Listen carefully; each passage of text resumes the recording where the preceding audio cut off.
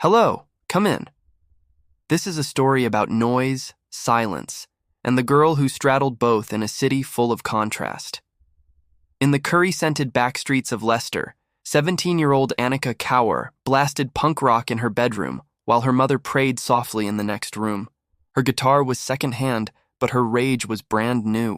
Annika was supposed to be the golden child, top of her class on track for med school. But inside, she ached for something that didn't come with grades or expectations.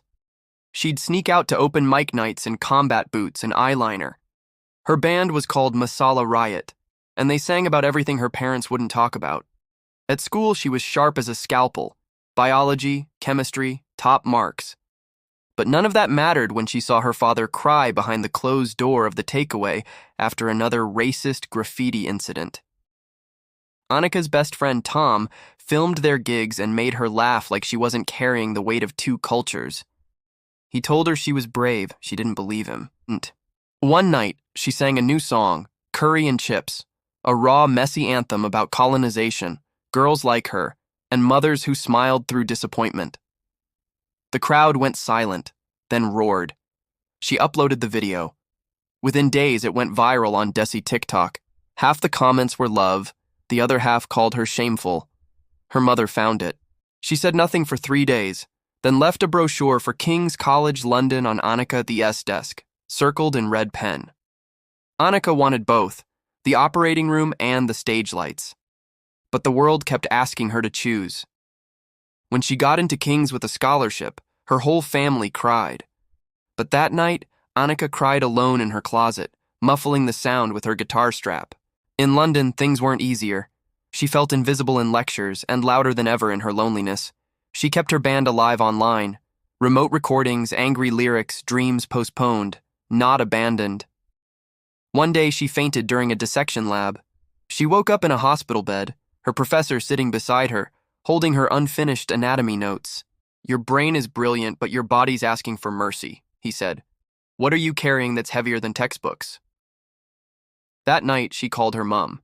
She didn't ask for permission. She asked for honesty. Her mother admitted she once wanted to be a journalist. But after marriage, she learned to fold her dreams into flatbreads. That broke something in Annika, and healed something too. She changed her major, not away from medicine, but toward neuroscience and trauma research.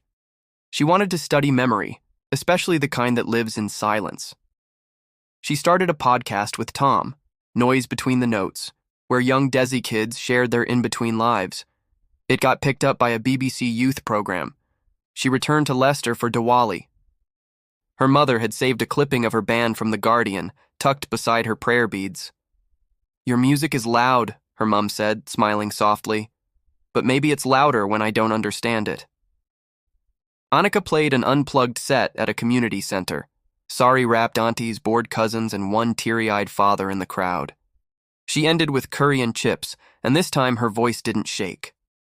Afterward, a shy girl in braces came up to her. "You make me feel like I'm allowed to be more than one thing." Annika smiled.